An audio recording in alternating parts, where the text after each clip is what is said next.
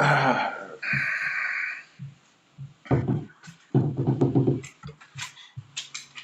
to go, Pat. Thank you. Would someone like to move to resume the meeting, please? Moved by Councillor Law, seconded by Councillor Longley. All in favour? Aye. Against? Carried.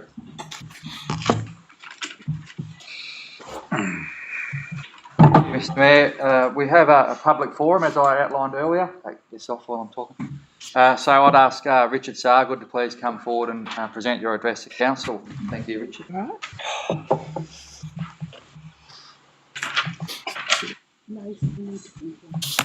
Do it after. Yeah. Thank you, and thank you, councillors, for the opportunity to present here today. I'm here both as a ratepayer in my personal capacity and as a member of the Borough Community Action Group to support the recommendation from your Director of Development and Environmental Services that an offer of a voluntary planning agreement for DA 2020-162 be declined. There are numerous reasons why you should decline this, many of which are highlighted in your business papers today.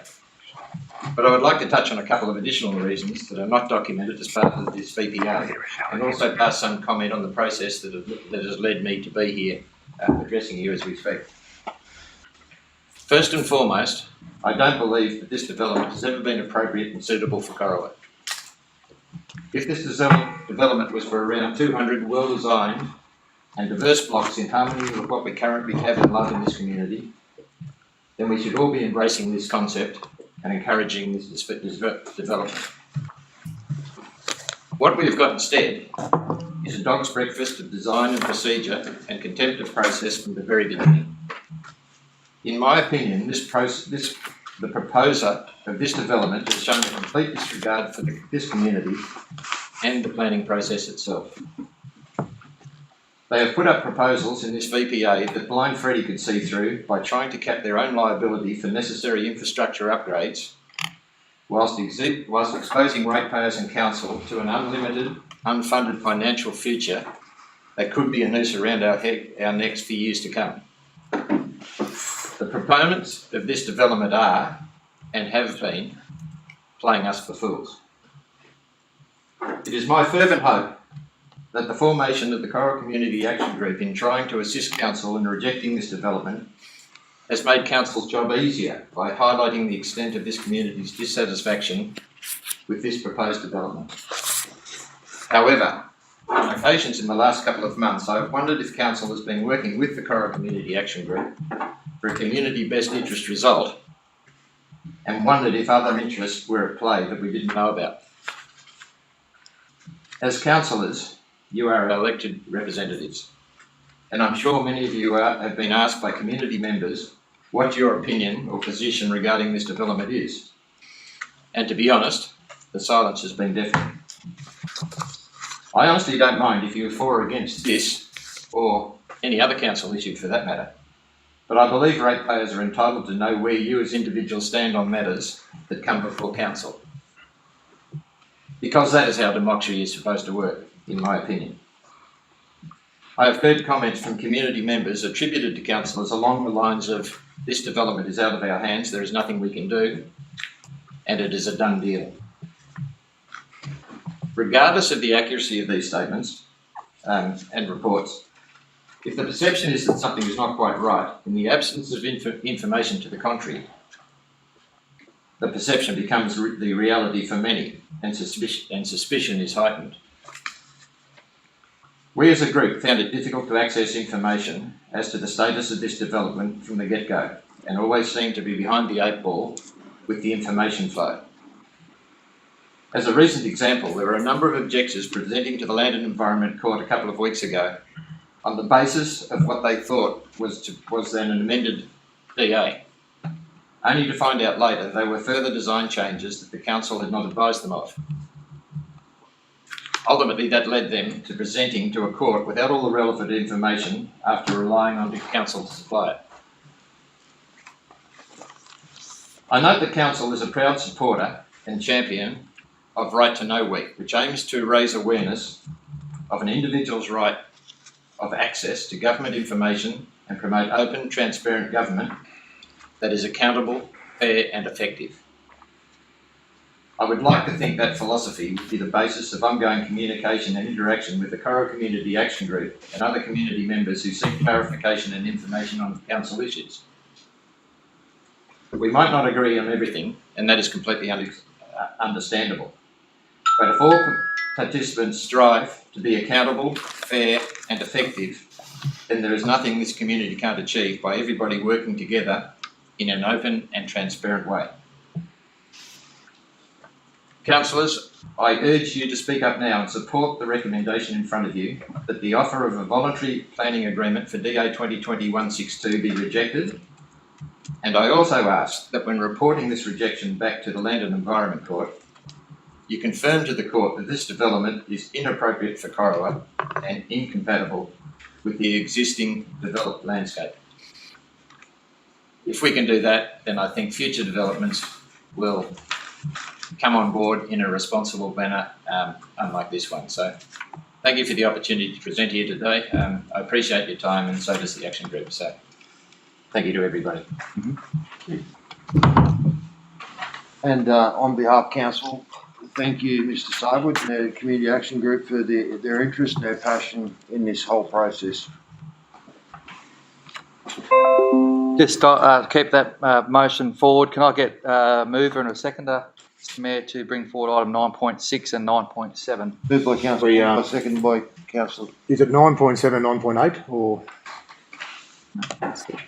We have 6 and 7. I'll just double check. 9.6 is just That's the update of the DA itself. it's up. And the 9.7 is the actual voluntary planning. Yeah, sorry, Councillor Keane. 9.8 is a separate one on a voluntary planning agreement, but for Mulwala. So we'll just bring forward those first two. Yep. The subject of the speaker. Thank you. Moved by councillor Longmire, seconded by councillor Kennedy. All in favour? Aye. Against, carried. Just ask our Director Development to present. Thank you. Thank you, Mr. Mayor, Mr. General Manager.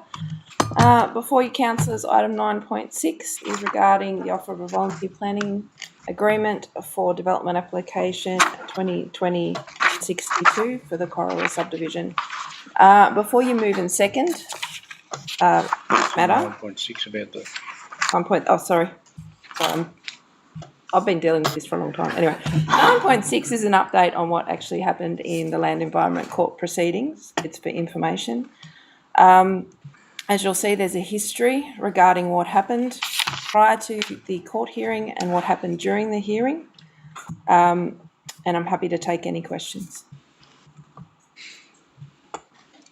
You want to move and second on the note? Yes. Would someone like to move that, please? Moved by councillor Thomas, seconded by councillor Longley. Any questions or comments? Councillor Neagle.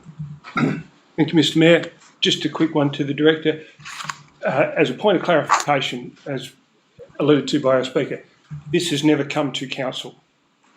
That's correct. Thank you. If you'd like me to expand further on that. Please. Additional information was requested from the applicant on the 11th of November 2020. There was no reply to that, and then on around the 22nd of December last year, the owner of the property commenced proceedings in the Land and Environment Court under the provisions of a deemed refusal. So any application that is with council for more than 40 days can be classified as a deemed refusal in accordance with the Environmental Planning and Assessment Act, and any applicant can then take that to the Land Environment Court, and that is what this applicant and owner chose to do, and therefore took the role of consent authority away from council under the EP&A Act. Thank you. Any further questions or comments, councillors? If not, I'll put it. All in favour? Against, carried. Item 9.7 is the offer of a volunteer planning agreement for the same subdivision. And before we have a mover and seconder on this, I'll read out what I had before. So the decision in relation to the offer before you, councillors, has been requested by the court at the Class 1 hearing, which was undertaken last week. Therefore, I'm reminding councillors they are not the consent authority in this matter under the Environmental Planning and Assessment Act. They are a collegiate body or a government body regarding the offer. In addition, it's noted that a number of councillors received an email from the applicant last week The email contained plans that were rejected by the court on Wednesday, the 22nd of September 2021 at 10:10 a.m. and should not be considered in any part of your deliberations today. I'll ask my fellow directors and general manager to have input into the debate today, as this offer will impact all directorates within the council. Thank you. I'm happy to make some comments. I sat through the 3 days as well in Albury, and obviously the VPA is only one element of that, but a very lengthy, stringent process, and the staff have done a terrific job in working with as much as they could the assessment of that with our experts as well, and it's before you today on that recommendation. The public speakers also outlined what the community in that group feel of the situation as well. Council is at a stage in its journey, in the development journey, in terms of our infrastructure services, and we're probably not unlike a lot of councils our size where we've got growth pressures, but we need to do a lot of work over the next couple of years, and we're really up for that, and we're planning that. There's a presentation later this afternoon so that councillors can become aware. They've been briefed earlier on where our growth strategy work is, and that's about our land that currently is rezoned, our other land that may have potential for rezoning, be it commercial, industrial, residential. So that's looking at that, and that's looking at that service infrastructure extensions. And the principle, I guess, our staff have been working really hard towards is to get away from the old days where councils were often caught in the position where they would allow development to occur and infrastructure only to service that development and that development. And what you get at the end of the day, and I'm no engineer, I'm a planner by trade before I was a GM, but what you do get, and I think our Director of Engineering would have a comment, is you can have a lot of unnecessary duplication and increased maintenance costs and really not strategic infrastructure growth at all. So we're at the forefront now of requesting and requiring the development, whether it be big or small, to be considerate of the future expansion past beyond maybe where their block is, unless it's an infill development where it makes sense, and we do a lot of development approvals. Council works really hard and has lifted our standards, our engineering guidelines, and that's been met with strong resistance from the development industry, no doubt. But it is for the longer term asset protection, and our community will be the benefit of that over the years to come, and those people that move into those places. So I won't say much more on that. I'd invite Steve if you want to make a comment on the engineering aspects. Thanks, Adrian. Yeah, just a couple of quick things. I did mention the other night when we were talking about the briefing that there is reference in there to the upgrade of Cemetery Road, which they provided no detail on. And looking at the plans at the moment, their simple solution to upgrading a Cemetery Road was to move the centre line to the west, which means that if you go to the cemetery in the future, if that was to go through and council accepted that, there'd be no parking in front of the cemetery, and therefore you would need off-street or off-area parking, which becomes rather inconvenient. I know I've seen very large funerals in Coral where that whole street is taken up with parking. So again, I raised the issue the other day. I said, well, what happens when an offset road then gets down to the roundabout where it joins Redlands Road? It's not insurmountable.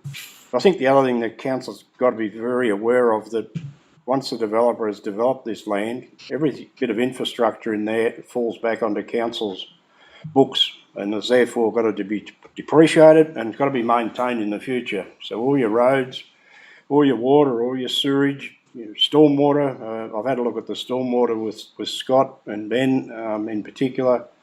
Their assumptions for the stormwater, I don't know where they got their facts and figures from, but there is very little retention. You can't put water into the bottom of a dam and take it out the top and say that the dam is the retention, because the only time that would ever probably come into play is in the middle of a major drought. And once the dam fills again, you have no retention whatsoever, so the water's got to go somewhere. So I think the whole thing that's been put forward, and there was talk a little while ago of plans being changed. My understanding, the last set of plans were presented to the court on the morning of the third day. I just find that quite incredible, where they suddenly said, we're going to take 30 blocks out and again, give them to council. I don't really know what I want to do with them. If it's got a little fellow jumping around in there that's, supposedly on the end of its life because it's dwindling numbers, we've got to maintain it then. So how do you maintain a park that's got frogs jumping around in it? So there's a whole series of things I think you need to take into it. And it's just the detail that's been presented. The requests for detail have been delayed in coming back, and I fully support the recommendation that's before you. Thank you. I'll now call for a mover and a seconder, please. Moved by Councillor Longley, seconded by Councillor Longmire. Any questions or comments, councillors? Councillor Hendy. In the business paper, it says the options: reject the volunteer planning agreement, or option 2 to enter into negotiations. So we haven't looked at option 2, obviously. Does that mean that we can actually enter into them and say, you've got to give us this? How that works? If entering a voluntary. I can refer that. You haven't. Yeah, happy to take that. So usually with a volunteer planning agreement, you've got two options. You can negotiate prior to issuing the consent, Yep. or after. The complex nature of this one would be something that we would do beforehand. As you can see from the report, we got this on the 26th of August and the court proceedings started on the 20th. Yep. And it wasn't until the first day of court we understood that this would form part of the court proceedings, as this document was not tendered to the court until the first day of the hearing. So this is not an option, pretty much. We don't have enough information to understand what the financial viability is for council in the long term and what we're actually taking on infrastructure-wise long term. We can go back and negotiate with the developer, but so far every time we've tried to negotiate since this application was lodged, those attempts to negotiate have been ignored. So our legal advice supports that we wouldn't be able to negotiate. It'd be a very complex negotiation at this stage of it all. Right. I've just got a couple of things. Do we look at when we do all these things? Do we look at future rates? Like at the moment, you're probably getting a couple of $1,000 a year worth of rates. If you've got 400 homes there, you're probably getting $500,000 worth of rates. Is that sort of brought into the equations over the years? Because it just doesn't make common sense to me that you've got a block of land, there's nothing on it, and you're getting nothing for it, and you could have that amount of rates come on there, and everyone looks at it's going to cost us millions and millions, but if that actually put into the foresight to say that there could be $500,000 worth of rates sort of brought onto there, like is that? Yes. I just want to. Yeah, it is. So that is considered as part of any proposal, but we also look at what the infrastructure costs are going to be associated with the offset of rates and what the impact's going to be long term for the council's financial viability. Because obviously more open space is going to be more cost to council to really maintain it. Plus your water, sewer, stormwater, roads. So really you want more blocks of land than you'd want open space. Potentially, but you still got to make the town livable. Yeah. So like it's a balancing act, council. Yeah, like I know, I feel sorry. I honestly, if there's anyone actually contacted the businesses in Corowa to say that there could be potential another 1,000 people come to town, but they're not going to spend any money here because it's going to be held back. Like not just the builders, you got the builders, you got the takeaway shops, you got the clubs, you got the pubs. We're all going to miss out on people coming to town. Like that's the one thing that I'm very passionate about is investing in our shires, all our towns in the shire. Like it's seems to be that like we got neighbouring shires who are actually doing their own subdivisions to encourage people to come to town, and we seem to just not encourage them to come here. Like you've got people, even though the co-action group they don't like the size of it, it's fair enough. Like they're allowed to have their comment, but it's actually is it in our LEP that these block sizes are legal? Because we built in Silverwood's estate, all the blocks are 550 square metres, and they're selling like hotcakes. But obviously it's the middle of the golf course, it looks a lot better, but it comes down to do we like it or do we not like it? I personally probably don't like it myself, but not everyone wants a 1,000 square metre block of land to build a house on. You do want to be EMOing all weekend on the way home, but that's the argument we've got to put forward. So I'm the way I'm feeling at the moment, $2.8 million like doesn't go ahead. Where are we going to find the money to get that in time to come? Well, we got what do we do with our sewer and water fund? We've got a fund there, probably $90 million, isn't it? it's sitting there getting 1% interest. And every year we leave it there and don't upgrade our stuff. It probably costs an extra $1 million. It just dumbfounds me that some things like that are just it's hard. Like the subdivision, it's as far as I'm concerned, the block sizes are legal in our LEPR. Is that correct? Correct. So I just don't know why we get so many hurdles put in front of everyone when they try to invest. Like especially like Murrumbidgee Shire, they're doing their own subdivisions. Berrigan Shire doing a subdivision in Finley to try and encourage people to come. We've got people that want to invest in our towns, and it's if it costs a couple $1 million, we can to upgrade what we got. If we've got to put a bid in, so be it. Like it's encouraging. It's not just everyone in Corrigan, it's the businesses. I feel really sorry for the businesses. Like how many? There's probably a dozen closed shops in the main street of Corrigan. If you've got an extra 1,000 people here, them shops might open up again. Like they go and buy their shoes and buy their boots and go and buy a coffee every day. Like geez, 1,000 people extra in all our towns. Every town, like Urano wants to do a subdivision out there. They're going to try and encourage people. It'd be a boom for Urano if they got a subdivision out there. Like we've got to try and encourage through the whole Shire to investment. And at the moment, I think we look like we're anti-investment. Thank you. Thank you, Councillor Kennedy. If I could just reply, look, I love your passion, and that's what you become a councillor for, to make things better and build communities.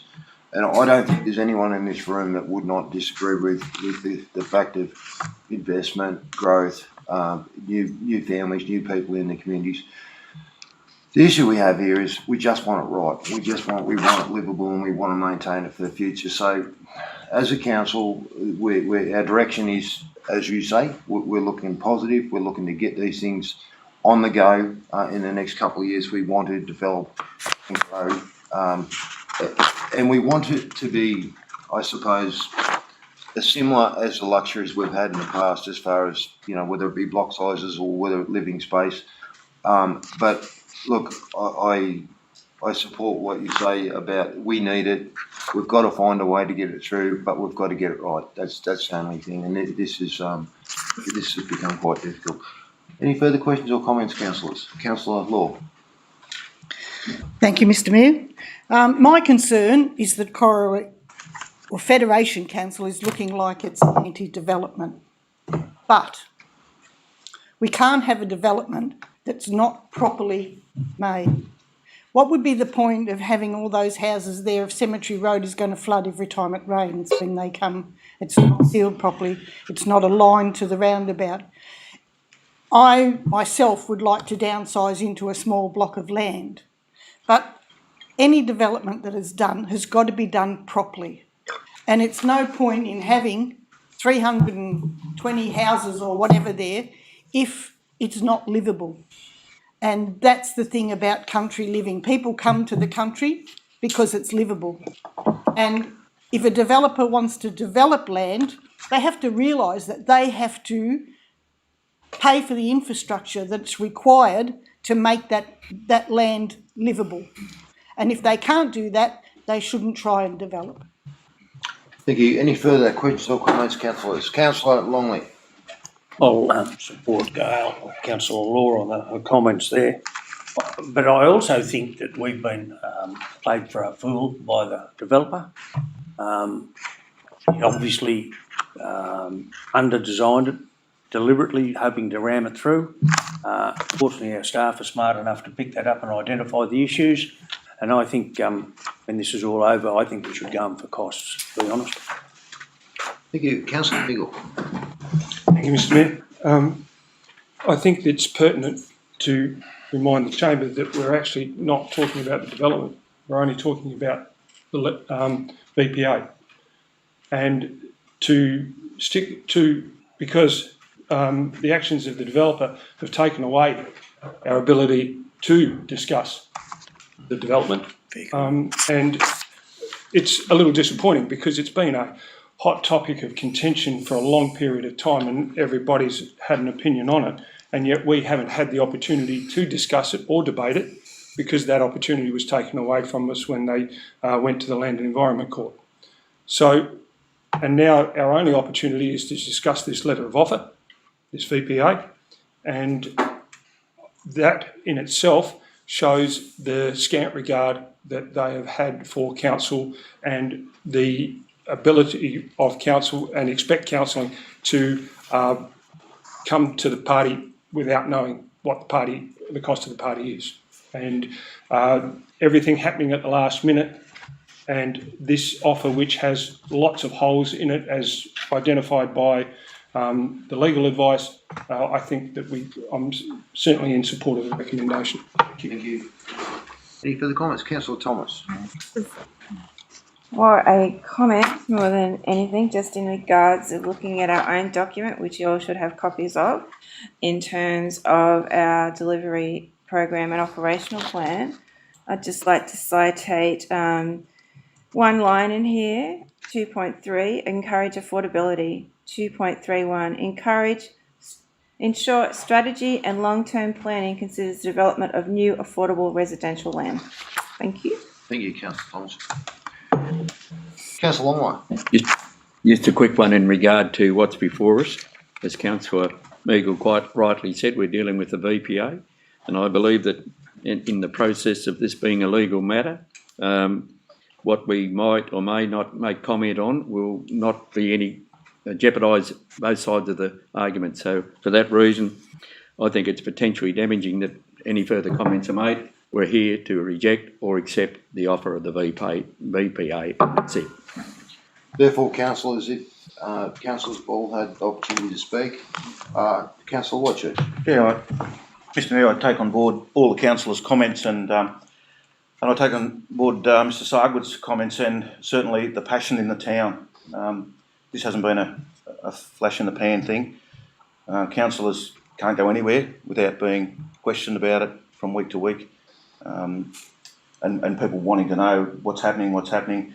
It's been very trying, not just for the councillors, but for all the staff, and the town's very passionate because it's their town. People lived here for a long time, and even people that moved the town moved here for a reason. And as Councillor Longmore just said, unfortunately it was taken away from us to vote on the development application as it stood, and the VPA.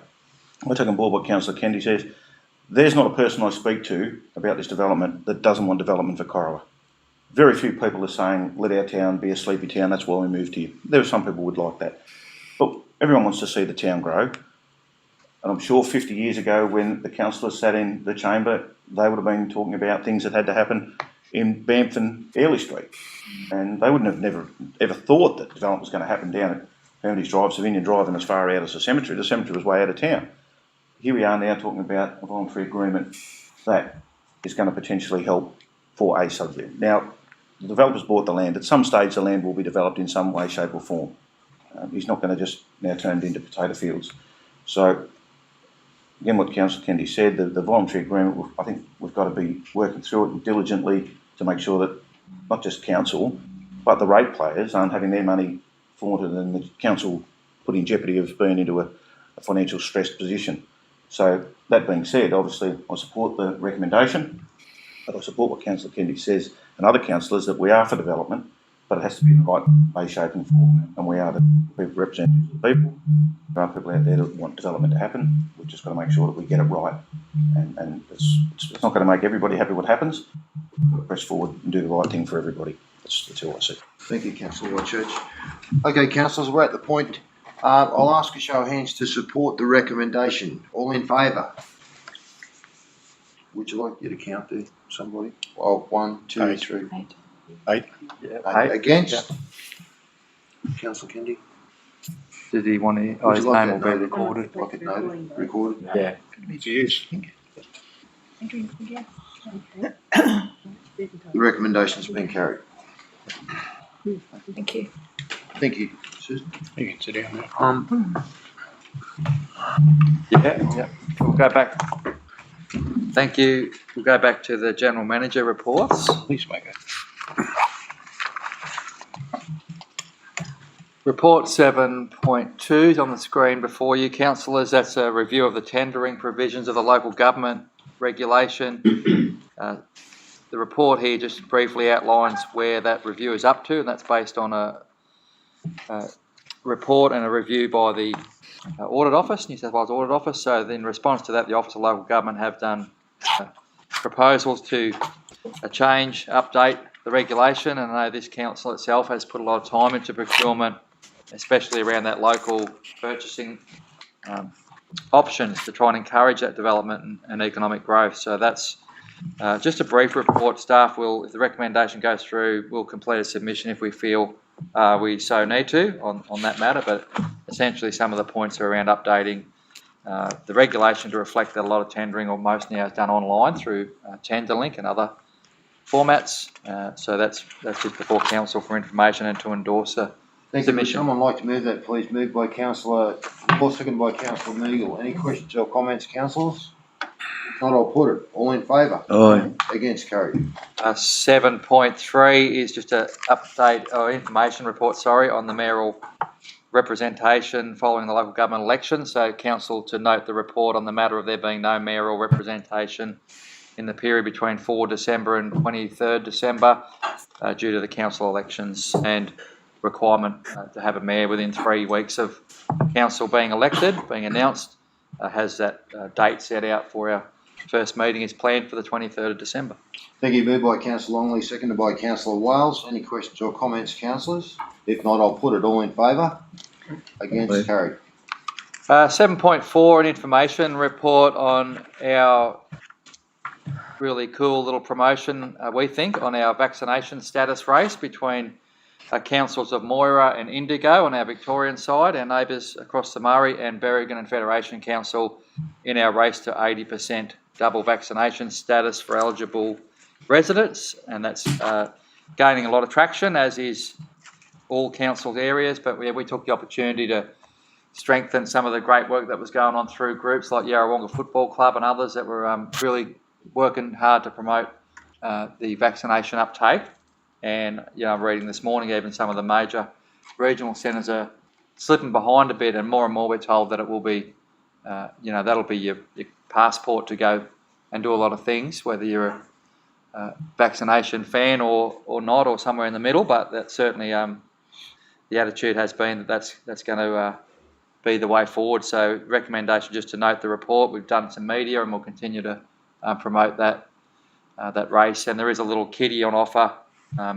Each council had agreed amongst staff that we would be able to put forward a little kitty of a couple of thousand each to make a bit of fun out of that, and the winning council would no doubt decide where that would be spent back into the community. So, Thank you. Moved by councillor Meagle, seconded by councillor Thomas. Councillor Meagle. Thank you, Mr Mayor. Just a quick question for the General Manager. Where are we up to? Are we leading the race? we had a look. We are coming third. We're ahead of Moira, but we do have Berrigan out in front by a little bit, and we have Indigo, and then ourselves and Moira. So we're not far behind. Will there be a quarter-time pep talk by the coach to get the team up? I'd hope so. You'd hope so. Just a quick question. Could I be the independent auditor of those accounts, please? Of those accounts, yes. We'll probably need one from each council. Oh, would we? Okay. I thought it'd be a one-man job. Hey, what's our first, 85 or something? Sorry? What's our first vaccinated? Was it about 85 or something, isn't it? Yeah, I have got it here. I think we were winning on that one, weren't we? We're winning on the first. Yeah, we're dragging the chain a bit on our second vaccination. So Berrigan's sitting at 60. Berrigan's sitting at 60.8, but I've only got the doubles here. And Indigo is 57.7, Federation 56.9, and Moira 53.9. I'm sure the other day when I looked, our first jabs in Federation are at 85%. We may be able to tweak the rules a bit and get just for that. Can I first. just raise a question? Sorry, I've got to take Councillor Thomas. You've been standing there for a while. That's okay.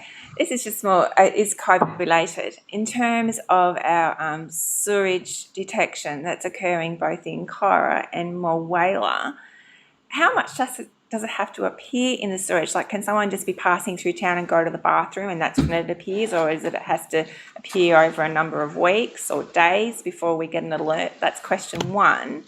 And question two is regards into New South Wales opening up and our Premier making announcements in terms of some of the protocols that will sit in amongst our community. What directive do local government take? Are they taking directive from the New South Wales government in terms of who can come into a council building, who can come into chamber, you know, in terms of delegates, representatives that want to come and talk to us, as this morning, you know, how are we going to legislate all that? Or is there legislation, or who's going to police it, in other words? 2 questions. Thanks. Yeah, thank you. Certainly that first one, we were quite pleased that we were on the list to be given the chance to do the sewage testing at Mulwala and Cora.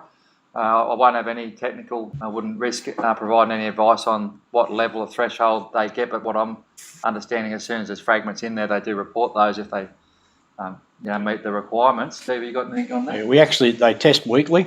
Yeah. So if they pick up a trace, they will then go to every 2 or 3 days, depending on what they pick up. But it can be from somebody calling it a roadhouse that's travelling through. It could be somebody that stayed overnight, you know, from a van or a truck or anything like that. So yeah, but it just does give us an indication that, or it could be somebody that's actually living in a resident in the community. So once it's detected, they then up the ante and start testing a lot more frequently.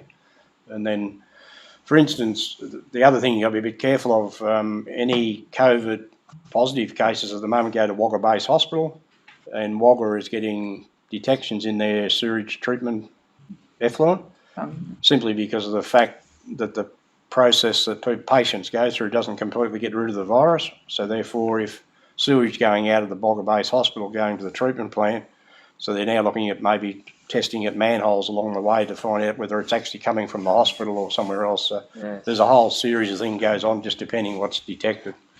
Councillor Thomas, I understand it's not a live virus once it's in the sewer. It's just the proteins that have been left from the virus. But it does give you an indication that somebody either went through or lives in the area. Well, so it's been through. Thanks for that, Steve. And certainly that second one about what directions do local government take, it's all, it's an ongoing piece of work, but it's all come back to that public health order and how they do update that each time they do a lockdown or release a lockdown.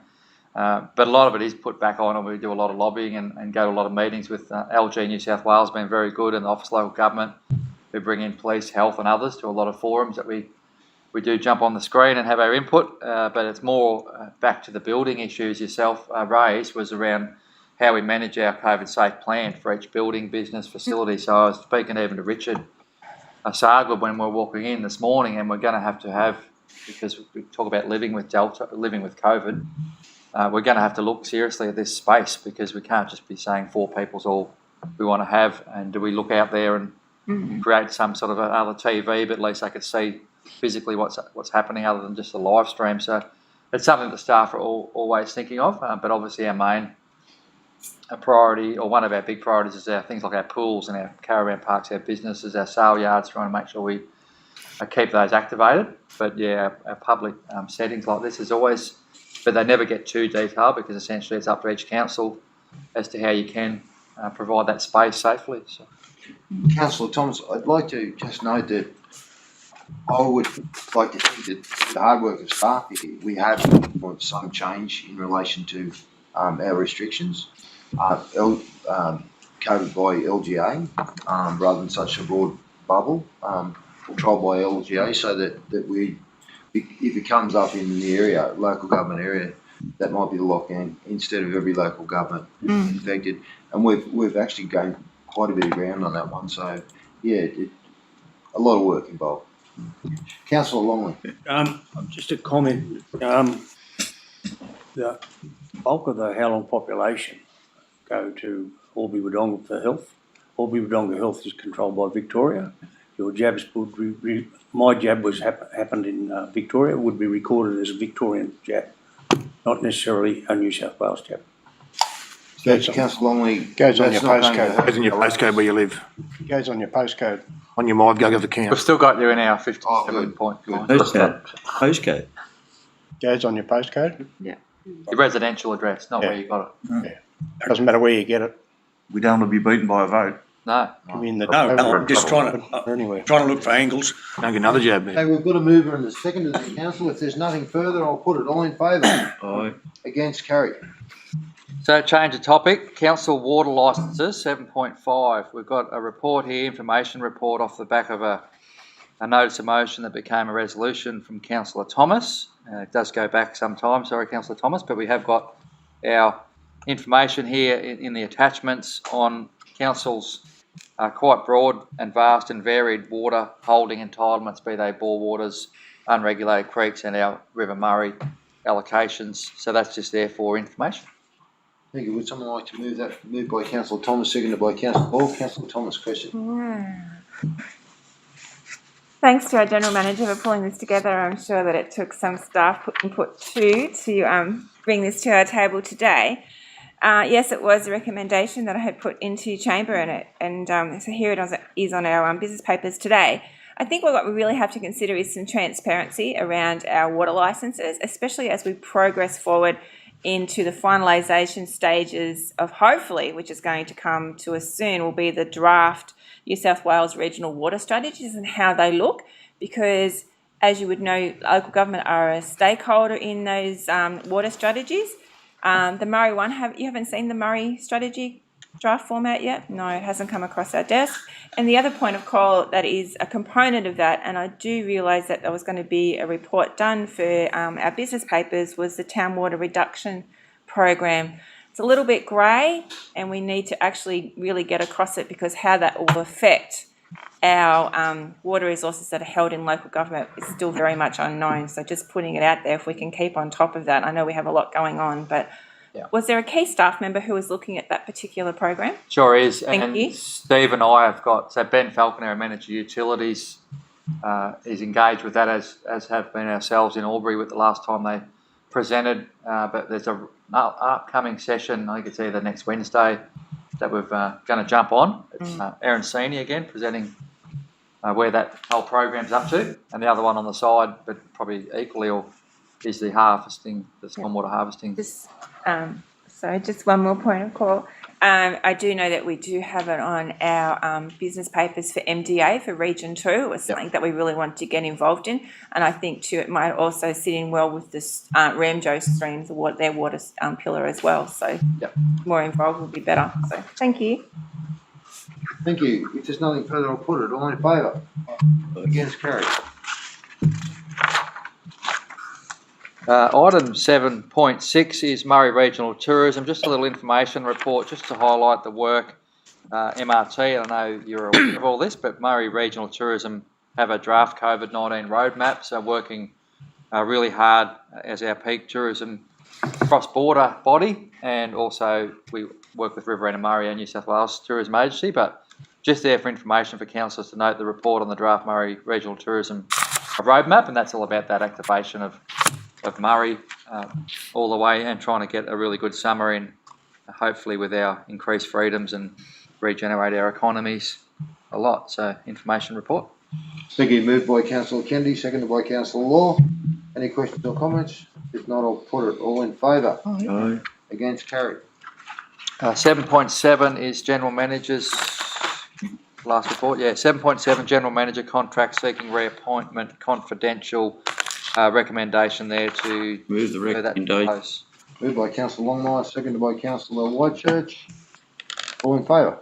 Aye. Against, carried. That's Thank you. it for that one. Mr. General Manager? Morning tea, what we... I think we all break for morning tea. So moved by Councillor Longmire, seconded by Councillor Law. All in favour? Aye. Against, carried. Thank you.